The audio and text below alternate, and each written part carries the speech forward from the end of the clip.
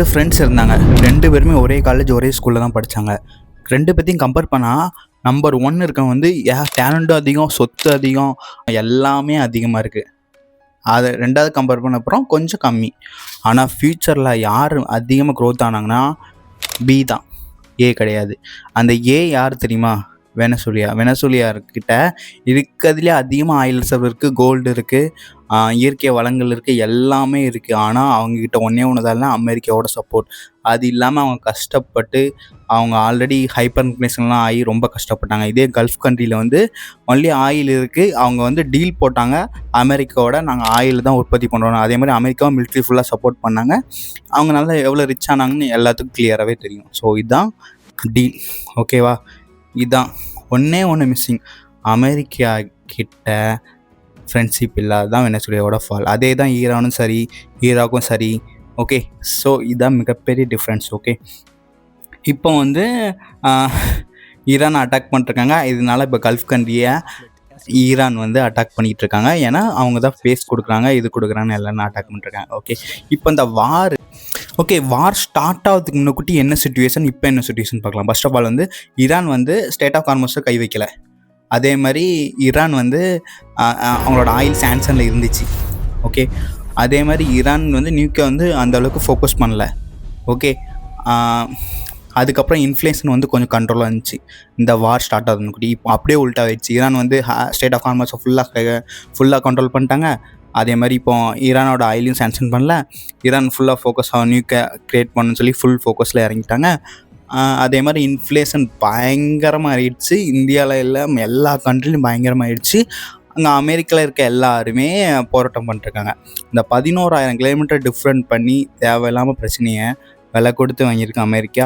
அது அமெரிக்காவுக்கு மட்டும் விலை கொடுத்தா போதும், ஃபுல்லாக வேர்ல்டுக்குமே இதை பண்ணிட்டாங்க. அதே மாதிரி வேர்ல்டில் மற்ற கண்ட்ரிஸ் யாருமே ட்ரம்ப்புக்கு சப்போர்ட் பண்ணுறல. ஏன்னா இப்போ வந்து யூரோப் எப்படி சப்போர்ட் பண்ணுவாங்க? அவங்களே க்ரீன்லாண்ட் வேணுங்காங்க, ஈரானை வேணுன்ற மாதிரி அவங்க பயப்படுவாங்க. கண்டிப்பாக அவங்க சப்போர்ட் பண்ணால் நீங்கள் அடுத்து ஏன் சப்போர்ட் எடுத்து என்னே நீ வாங்க தோணும் உனக்கு. அதனால் யாருமே சப்போர்ட் பண்ண மாட்டாங்க ட்ரம்ப்புக்கு. ஏன்னா அவர் பண்ணது அப்படி. அவர் எல்லா கண்ட்ரியும் கை வச்சார். கடைசியில் அவரோட க்ளோசஸ்ட் ஃப்ரெண்ட்லேயும் கை வச்சிட்டாரு. இதுதான் ரொம்ப ரொம்ப ஹார்ஷ் ட்ரூத்து. ஸோ யாருமே மேக்ஸிமம் ஓப்பனாக சப்போர்ட் பண்ணது கண்டிப்பாக யோசிப்பாங்க இந்த சிச்சுவேஷனில். அதே மாதிரி அமெரிக்காவில் கிளியராகவே ஒன்று சொன்னாங்க, ஈரானுக்கு வந்து ரஷ்யாவும் சைனாவும் சப்போர்ட் பண்ணுறாங்கன்னு. ஓகே, அதான் அவங்க வந்து இவ்வளோ ஸ்ட்ராங்காக இருக்காங்க இன்னும் அப்படி சொல்லி.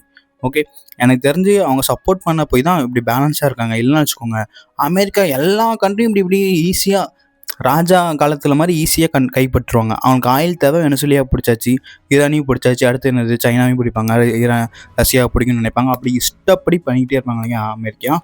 எனக்கு தெரிஞ்சு சைனா ஸ்ட்ராங்காகிறதுக்கு முக்கியமான காரணம் அமெரிக்கா தான். ஏன்னா நாளை பேர் நம்ம மேலே கை வைக்கக்கூடாதுன்னு அவர் கிளியராக செல்ஃப் சஃபிஷியண்டாக சைனா இருக்காங்க. எனக்கு அது வந்து ரொம்ப ரொம்ப முக்கியம். அதே மாதிரி தான் இந்தியாவும் ஆகணும்.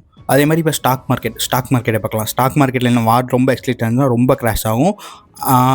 ஸோ இன்னும் 50% மார்க்கெட் கிராஷ் ஆக சான்ஸ் இருக்குது. ஓகே, ரொம்ப வார் முத்திடுச்சுன்னா. அதே மாதிரி இந்த ஸ்டேட் ஆஃப் ஹார்மஸ் இன்னும் க்ளோஸ்லேயே இருந்துச்சுன்னா $200 கிராஸ் பண்ண வாய்ப்பு இருக்குது. குருடாயில் $200 கிராஸ் பண்ணால் நம்ம பெட்ரோல் டீசல்லாம் டபுளாக ஆச்சுன்னா நமக்கு எல்லாமே இன்ஃப்ளேஷன் அதிகரிக்கும். காய்கறியிலேருந்து ஓகே மளிகை சாமான் எல்லாமே ஒரே இடத்துல கிடையாது, மற்ற இடத்துலேருந்து தான் எடுத்துகிட்டு வருவாங்க. ஸோ அது இன்ஃப்ளேஷன் வந்து பயங்கரமாக இருக்கும்.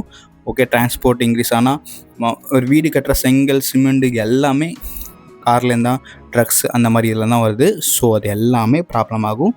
ஸோ இன்ஃப்ளேஷன் வந்து கண்டிப்பாக இன்க்ரீஸ் ஆகும். ஸோ இது மோஸ்ட் இம்பார்ட்டன்ட், கண்டிப்பாக கற்றுக்கோங்க. ஓகே, இந்தியா கண்டிப்பாக ஃபோக்கஸ் பண்ணணும். நம்மகிட்ட என்ன இருக்கோ அதை கண்டிப்பாக ஃபோக்கஸ் பண்ணணும். நம்மகிட்ட ஆயில் இருந்துச்சுன்னா நம்ம ஆயில் இன்க்ரீஸ் பண்ணணும். நமக்கு ஆயில் இன்கேஸ் இல்லைன்னா நம்ம ஈவியில் ஃபோக்கஸ் பண்ணி நம்ம பவர் கெப்பாசிட்டி இன்க்ரீஸ் பண்ணணும். ஓகே, ஓவராலாக நம்மளோட கேஸ் இருந்துச்சுன்னா கேஸை இன்க்ரீஸ் பண்ணணும். வேறு நார்மல் கேஸ், ஆக்சுவலி எல்பிஜியில் பிரச்சனைனா ஓகே நார்மல் கேஸ் நம்ம ட்ரை பண்ணலாம். அதாவது கழிவுகள் இந்த பயோ கேஸ் அதெல்லாம் ட்ரை பண்ணி நம்ம வந்து கண்டிப்பாக ஃபோக்கஸ் பண்ணி முன்னாடி போகணும். செல்ஃப் சஸ்டெயின் இருந்தால் நம்ம டாலர் வந்து $1 95 ஆயிடுச்சு. அது அந்தளவுக்கு கிராஷ் ஆகாது. என்ன பொறுத்த வரைக்கும் நம்ம டாலரை கொடுத்தா அதிகமாக குருடாயில் எல்லாம் வாங்கிட்டு இருக்கோம். ஸோ நம்மளோட இம்போர்ட் வந்து கம்மியாகும், எக்ஸ்போர்ட் அதிகமாகும். ஸோ நம்மளோட ருபீஸோட வேல்யூ இன்க்ரீஸ் ஆகும். Okay, so India will focus self sufficient. India will focus வந்து செல்ஃப் சஸ்டெயின், அதாவது நம்ம வந்து யாரையும் சார்ந்து இருக்காமல் கொஞ்சம் கம்மி பண்ணால் நல்லாயிருக்கும். இப்போ வந்து எனக்கு ட்ரம்ப் என்ன பண்ணார்னே புரியல, ஏன் பண்ணார், எதுக்கு பண்ணார்னு புரியல. இஸ்ரேலை சப்போர்ட் பண்ணுறேன்னு சொல்லி தேவையில்லாமல் போய் தேவையில்லாமல் பெரிய பிரச்சனை பண்ணிட்டார். ஓகே, அதே மாதிரி நிறைய பேர் கொஸ்டின் சொல்கிறாங்க, ஒரு சிம்பிள் கொஸ்டின் தான் கேட்குறாங்க. சின்ன கொஸ்டினுக்கு அமெரிக்கா ட்ரம்ப்பால் அந்த ஆன்சரே கொடுக்க முடியாத அளவுக்கு தான் இருக்குது. நீங்கள் அவங்க தலைவரை கொண்டிருக்கீங்க, அதே அவங்க இங்கே பண்ணாங்கன்னா நீங்கள் டக்கு அந்த அட்டாக் இந்த அட்டாக்னுவாங்க. இல்லை அதாவது வாரில் வந்து நீங்கள் நிறைய ஸ்கூல்ஸ் எப்படி பண்ணியிருக்கீங்க, இதே வேறு யாராவது சின்னதாக ட்ரை பண்ணால் கூட அது எவ்வளோ பெரிய ட்ரிகர் ஆக்கியிருப்பீங்க. அதே மாதிரி ட்வின் டவர்ஸ் அட்டாக் நடந்துச்சு. அப்போ வந்து இவங்க ஃபுல்லாக அமெரிக்கா ஆப்கானில் இருக்க எல்லாத்தையும் ஆல்மோஸ்ட் ஏகப்பட்ட பர்சனை பிடிச்சி விசாரித்து ரொம்ப வருஷமாக விசாரிச்சுட்டு இருந்தாங்க. ஓகே, அது ஒரு படமே வந்திருக்கு. ஓகே, ஸோ இதெல்லாம் பார்க்க போகிறோம். அமெரிக்கா ஃப்யூச்சரில் சூப்பர் பவராக இருக்க சான்ஸ் இல்லை. அமெரிக்கா பார்த்து யாரும் பயப்படுறதில்ல. ஏன்னா அமெரிக்காவுக்கு சப்போர்ட் பண்ணணும்னு நினச்சேன்னா அவங்க சப்போர்ட் பண்ணுற கண்ட்ரி எனக்கு வேணுமாங்க, க்ரீன்லேண்ட் வேணும்னு சொன்ன மாதிரி. ஸோ கண்டிப்பாக ட்ரம்ப் இருக்க வரைக்கும் மார்க்கெட் வந்து மோசமாக இருக்க நிறைய சான்ஸ் இருக்குது. அதே மாதிரி ட்ரம்ப் பல்டி அடிக்கிறது, வார் முடிஞ்சிட்டுங்காரு, முடியலைங்காரு, ஜெயிச்சிட்டோங்காரு, ஹெல்ப் வேணுங்காரு, அடுத்து வேண்டாங்காரு. ஸோ ஓவராலாக இப்படி தான் போயிட்டுருக்கு மார்க்கெட். ஓகே, இந்த வீடியோ பிடிச்சிருந்தா மறக்காமல் லைக், ஷேர், சப்ஸ்கிரைப் பண்ணிக்கோங்க. தேங்க்யூ.